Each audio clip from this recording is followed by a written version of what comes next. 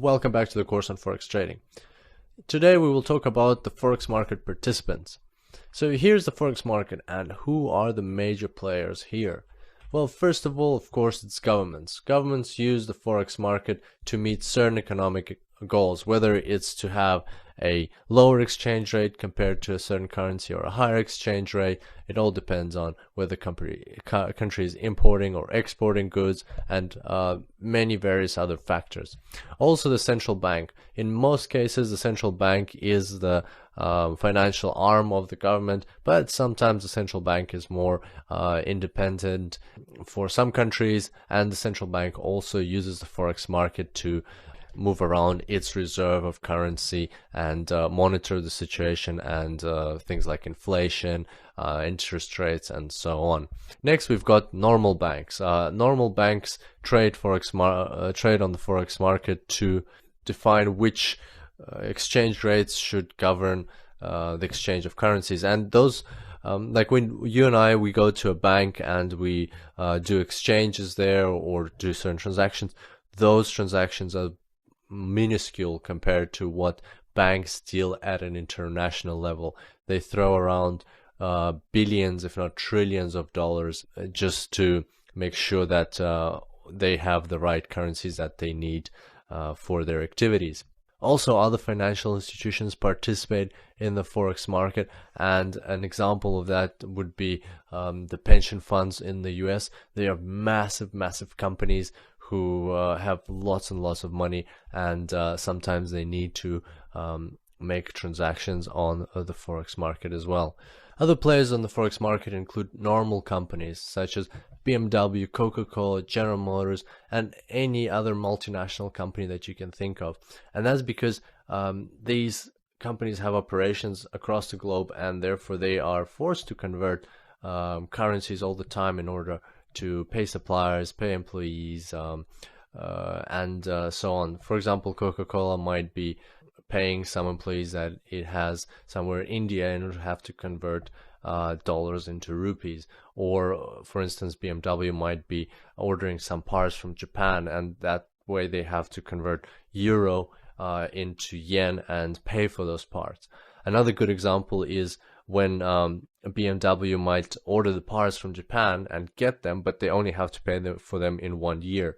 So in that situation, they have two options. They can either create the product, sell it, and then 1 year later pay for the parts, but then they will have to convert euros into yens 1 year later, and the price of yens might have gone up by then, and that will mean that BMW will lose on this foreign exchange transaction, and this loss will eat into its profits from the normal operations. So in those cases, most companies do something which is called a hedge, and what they do is they instead of waiting 1 year to convert their euros into yens, they will actually create a forward contract with a bank saying that they will need yens in 1 year, and they will create a fix or agree on a fixed price now with that bank, but to buy those yens 1 year from now. That activity is called hedging, and therefore these companies are sometimes referred to as hedgers. So these are instances when they don't need to buy the other currency immediately, but when they will need it later on, and so they're called hedgers because they're hedging themselves or protecting themselves from this foreign exchange risk. And actually a lot of companies across the globe undertake this activity. Another type of major players on the Forex market is hedge funds. Hedge funds are actually funds that are, or organizations that are designed to speculate on the Forex market and bring profits to their investors. So even though they're called hedge funds, they're mostly, well, now they've kind of developed to become very aggressive and profit seeking. So they take on large funds from investors, and then they try to trade this money on the forex market to make profits, and they earn fees, and plus they earn commissions if they do create profits. And finally, the normal traders such as you and I and George Soros, just people who speculate on the forex market to make a profit. So they're also participants of the forex market, and for example, George Soros was able to make over $1 billion of profit in 1 month. That's one of the reasons why what he's famous for. So all those participants together, as you can imagine, create massive volumes of money. And to be more precise, the volume of the forex market is $5 trillion.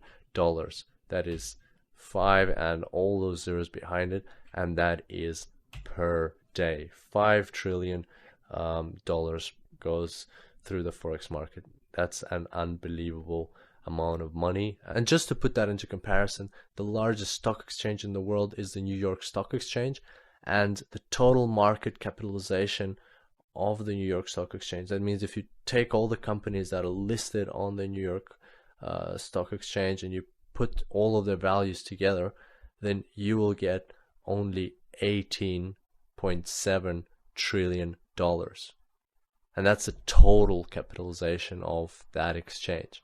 Whereas on the forex market, you have $5 trillion going through the market per day. And that just shows that the forex market is by far the biggest financial market in the world. So that sums it up for today. I look forward to seeing you in the next tutorial, and until then, happy trading.